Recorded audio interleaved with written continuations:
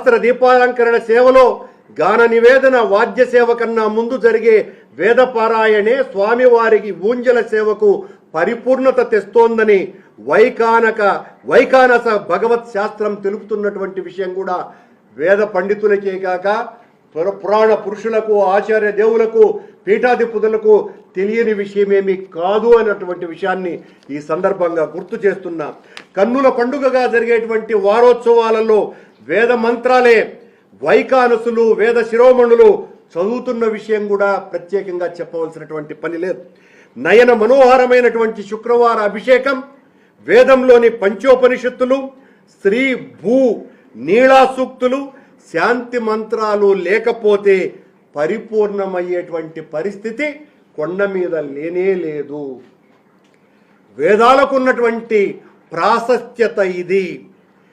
కలియుగంలో ఇప్పుడు ప్రతిరోజు తొలి సేవకు శ్రీకారం చుట్టే చతుర్ముఖ బ్రహ్మగారు, అంటే చతుర్ముఖ బ్రహ్మ తలుపులు తీయంగానే, గుడి తలుపులు తీయంగానే నిరంతరం 4 వేదాలను 4 ముఖాలతో పారాయణ చేస్తారు అన్నటువంటిది మనకందరికీ ఉన్నటువంటి నమ్మిక నిజం. అందుకే సుప్రభాత తీర్థానికి బ్రహ్మతీర్థం అన్నటువంటి పేరు కూడా ఉన్నది. తిరుమల దాన శాసనాలు చూస్తే వేదపారాయణ నిత్యం దేవాలయంలో జరగాలని, అందువల్ల నిత్యాభివృద్ధి తిరుమలకు జరుగుతుందని ఎందరో దానములు సమర్పించినారన్నటువంటి విషయం కూడా ప్రత్యేకించి గణించాల్సినటువంటి అవసరము లేదు. ఈ వేదం పదపాఠం, గ్రమపాఠం, జటాపాఠం, ఘనపాఠం ఈ 4 ప్రసిద్ధిలో ఉన్నవి అన్నటువంటి విషయాన్ని కూడా గుర్తు చేస్తూ స్వామివారి సేవలో క్రమపాఠాన్ని, ఘనపాఠాన్ని నిరంతరం పట్టిస్తూ ఉంటారు. ఇదేదో ఈ అధికారి వచ్చినప్పుడు కాకుండా వందల వేల సంవత్సరాలుగా స్వామివారు స్వయంభూగా ఈ వెంకట క్షేత్రంలో వచ్చినప్పటి నుంచి కూడా జరుపుతున్నటువంటి ఆచారం. పైగా తిరుమల తిరుపతి దేవస్థానమే 6 వేద పాఠశాలలను తిరుమల ధర్మగిరిలో, హైదరాబాదు కీసరగుట్టలో, నల్గొండలో, కోటప్పకొండలో, భీమవరంలో, విజయనగరంలో నిర్వహిస్తున్నది వేదాధ్యాయాన్ని పెంచాలన్నటువంటి ఉద్దేశంతో. 120 సంవత్సరాలుగా తిరుమల తిరుపతి దేవస్థానం వెంకటేశ్వర వేద పాఠశాలను నిర్వహిస్తున్నది. మన తిరుమల తిరుపతి దేవస్థానమే డాక్టర్ వైఎస్ రాజశేఖర రెడ్డి గారు ముఖ్యమంత్రిగా ఉన్న రోజులలో వేద విశ్వవిద్యాలయాన్ని నెలకొల్పినటువంటి సంగతి కూడా అందరికీ కూడా తెలుసును. కానీ ఈ రోజున జరపాలని అనుకున్న ఆ అధికారి నిర్వాహకం ఏంటి? సాక్షాత్తు పూర్వ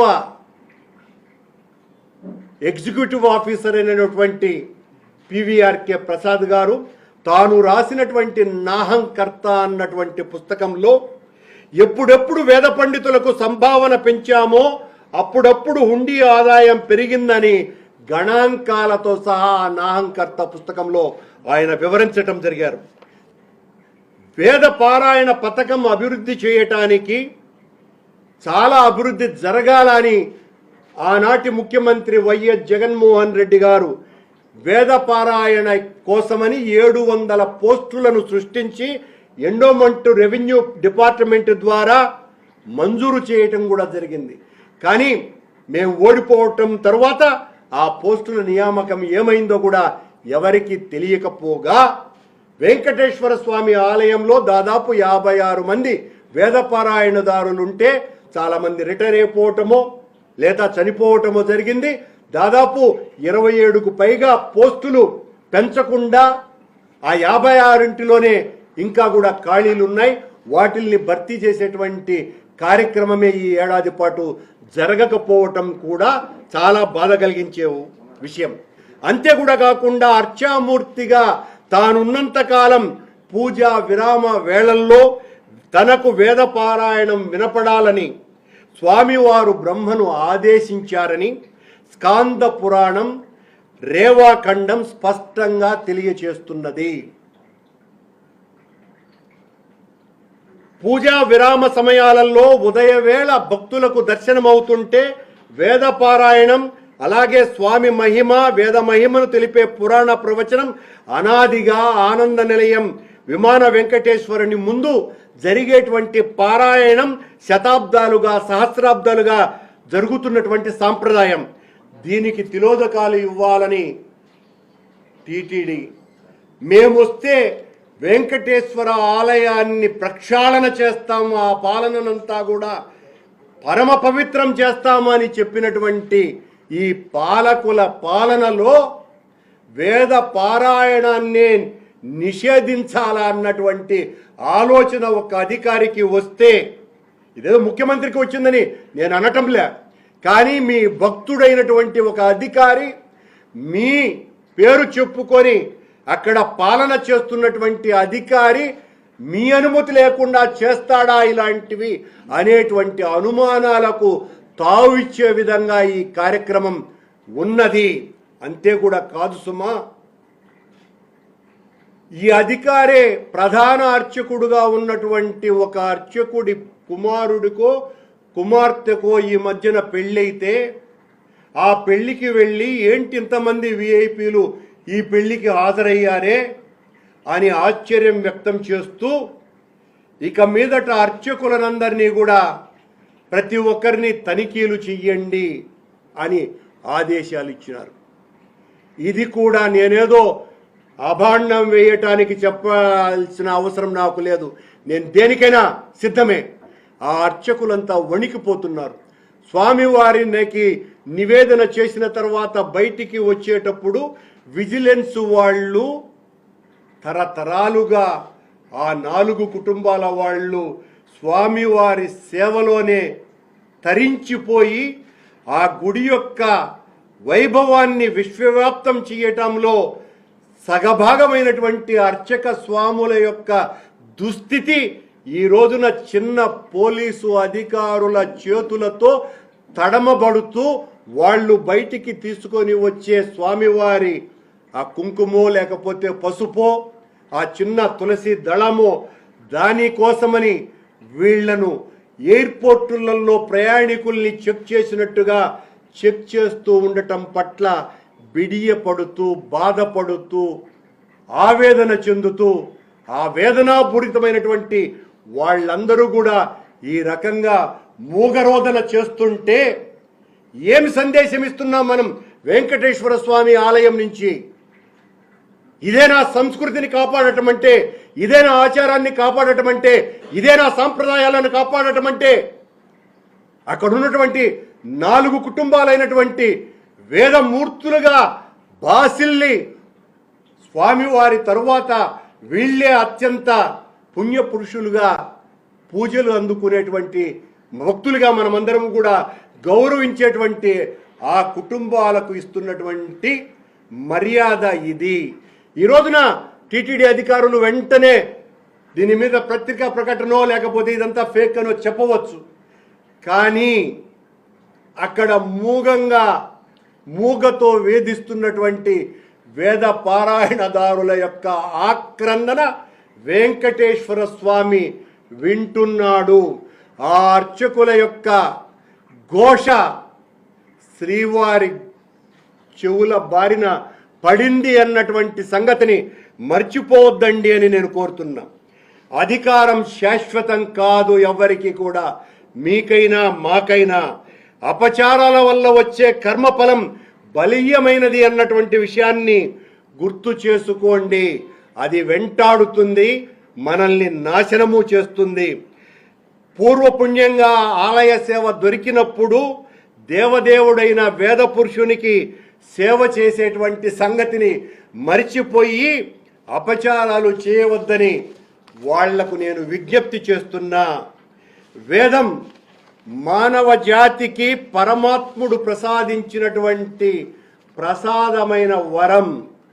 వేదం మానవ జాతికి వెలుగును ప్రసాదించింది, కనువిప్పు కలిగించింది, జీవననాదం వినిపించింది, జీవనాధారం చూపించింది, జీవన సారం బోధించింది.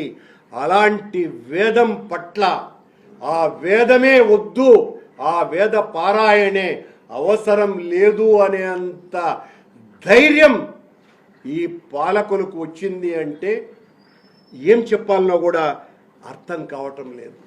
వేద ప్రకాశం వల్లనే ప్రపంచం ఈ రకంగా భాసిల్లుతోంది, జ్వలిస్తున్నది, జ్వాలగా ఉన్నది.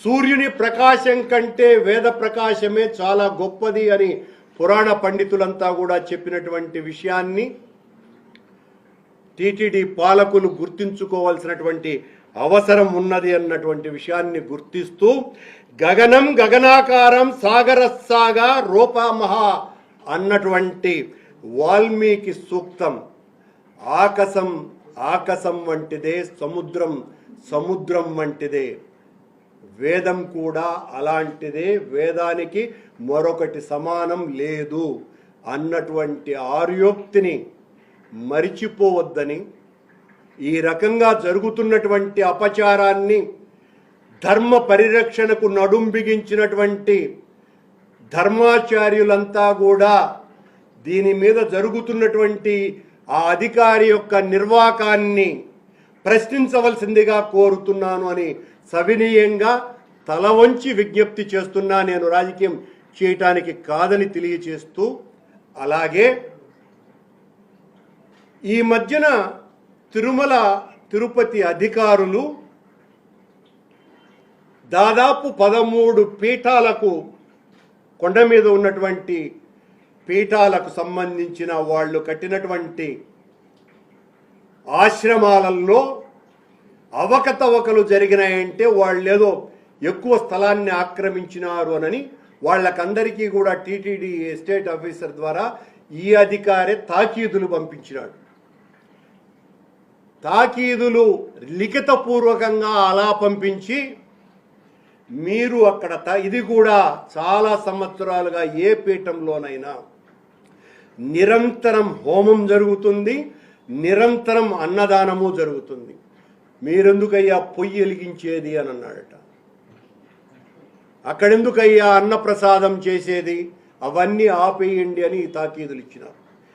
పాపం ఆ పీఠాధిపతులకు ఏం చేయాలనో దిక్కుతోచక, వీళ్లకు చెబితే అర్థం కాక అధికారులకు, వాళ్ళు సాక్షాత్తు ఆర్ఎస్ఎస్ చీఫ్కు ఇది మీ పాలన, మీ కూటమిలో ఉన్నటువంటి పాలన తీరు అని వాళ్ళు కంప్లైంట్ చేస్తే సాక్షాత్తు కేంద్ర ప్రభుత్వం ఇన్వాల్వ్ అయ్యి వీళ్లకు టీటీడీ రాష్ట్ర ప్రభుత్వానికి మొట్టికాయలు వేసిన తరువాత మొన్న 18వ తారీఖు 19వ తారీఖు జరిగినటువంటి పాలక మండలిలో ఇక మీదట ఈ పీఠాలకు ఎవ్వరికీ కూడా నోటీసులు ఇవ్వకూడదు అనేటువంటి ఒక తీర్మానం చేసినారు. అది మీకు అందరికీ కూడా వచ్చే ఉంటుంది, కావాలంటే నేను ఇప్పుడే దాన్ని చూపిస్తాను.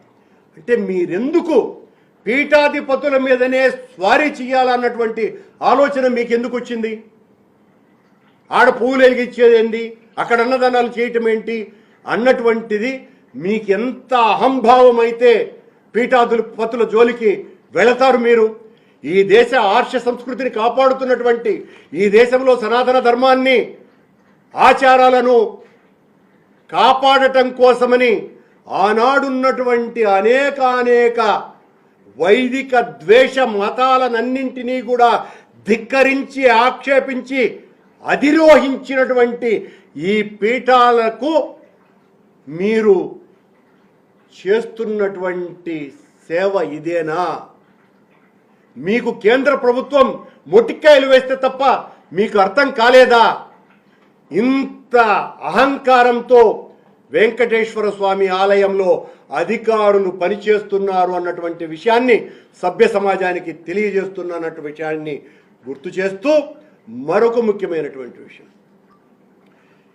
ఈ పాలన వచ్చిన తర్వాత టీటీడీలో మేము పూర్తిగా ప్రక్షాళన చేస్తామన్నటువంటి దాంట్లో భాగంగా గౌరవనీయ టీటీడీ పాలక మండలి అధ్యక్షుల వారు ఏఐ టెక్నాలజీ సహకారంతో గంట పాటు లోపు నేను మొత్తం భక్తులనందరినీ కూడా దైవ దర్శనానికి పూర్తి చేస్తాను ఏర్పాట్లు అని చెప్పినటువంటి విషయం, ఆయన గారిని మోసేటువంటి, ప్రభుత్వాన్ని మోసేటువంటి ప్రసార మాధ్యమాలు అసలు మా హయాములో అసలు మేము భక్తులకు దర్శనమే కల్పించలేనట్టుగా ఈయన గారు రాగానే అసలు అత్యంత స్పీడ్గా దర్శనం కల్పిస్తున్నట్టుగా చేసినటువంటి ప్రచారంలో ఈ మధ్య కాలాన కొండ మీద తీవ్రమైన ఒత్తిడి వచ్చి భక్తులకు దైవ దర్శనం సరిగ్గా జరగకుండా జరిగినటువంటి విషయాలన్నింటినీ కూడా నేను ప్రత్యేకంగా గుర్తు చేయాల్సినటువంటి పని లేదు. కానీ గత కొద్ది కాలంగా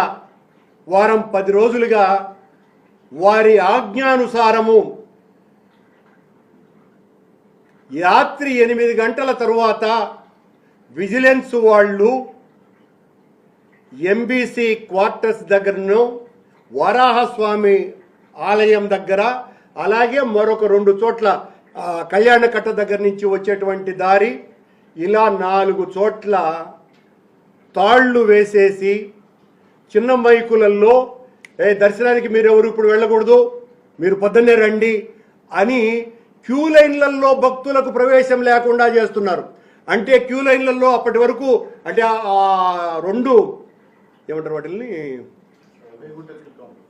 క్యూ కాంప్లెక్స్లో ఉన్నంత వరకే ఉంచినట్టుగా ఉంచి వాళ్ళకు తొందరగా దర్శనం కల్పించేసినాము అని ప్రచారం చేయటానికి భక్తులందరినీ కూడా మీ అవస్థలు మీరు పడండి అని చెప్తున్నారు. ఇది జరుగుతున్నటువంటి తతంగం. ఇదేమి నేను ఆరోపణ ఇది కూడా నేను చేస్తున్న ఆరోపణ కాదు. ఇలా చేస్తున్నారు అంటే మీరు స్వామివారికి శీఘ్ర దర్శనం కల్పించేవాళ్ళ అంటే భక్తుల్ని దబాయించి దైవ దర్శనానికి వాళ్ళకు అనుమతి లేకుండా అసలు లోపలికి వెళితే ఎంతసేపు అయినా కూడా నిలబడి కూర్చొనో వెంకటేశ్వర నామ జపం చేస్తూ స్వామివారి దర్శనం కోసమని ఎంత కష్టమైనా పడి మేము ఆ వెంకటేశ్వర స్వామిని లిప్తపాటు దర్శనం చేసుకుంటాము అని వాళ్ళు క్యూ లైన్లలోకి రావడానికి సిద్ధపడితే వాళ్లను ఆటంకపరచడం ఏంటండి? ఈ రకంగా జరుగుతున్నది అన్నటువంటి విషయాన్ని కూడా మీ అందరి ద్వారా సభ్య సమాజానికి తెలియజేస్తున్నా. అలాగే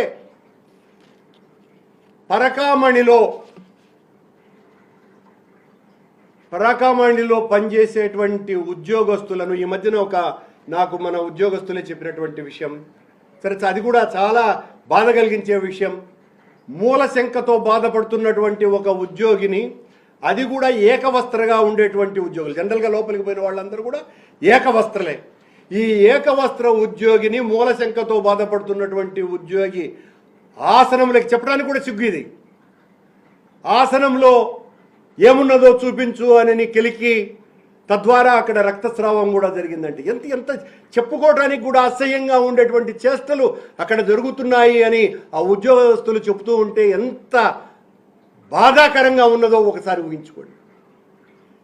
ఇన్ని రకాలుగా చేస్తూ మళ్ళీ మేము వచ్చాక విఐపి బ్రేక్ దర్శనాలను ఇంతగా సులభతరం చేశామని రోజుకు 7,500 మందికి విఐపి భక్తులకు ఊడిగం చేస్తున్నారు.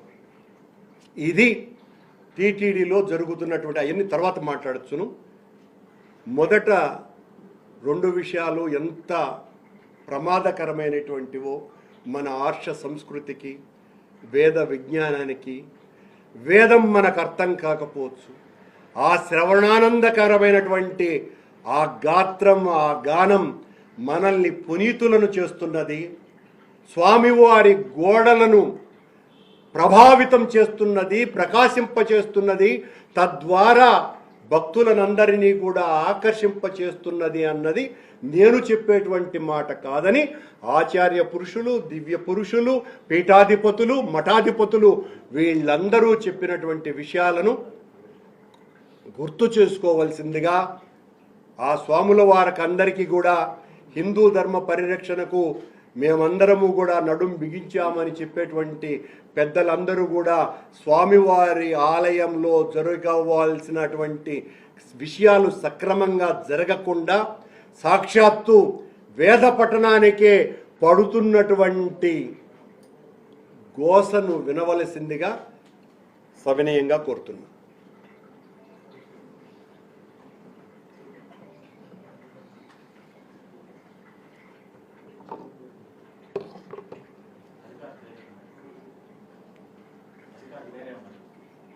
అక్కడ ఉన్న ఉన్నతాధికారి అంటే అంకమ్మ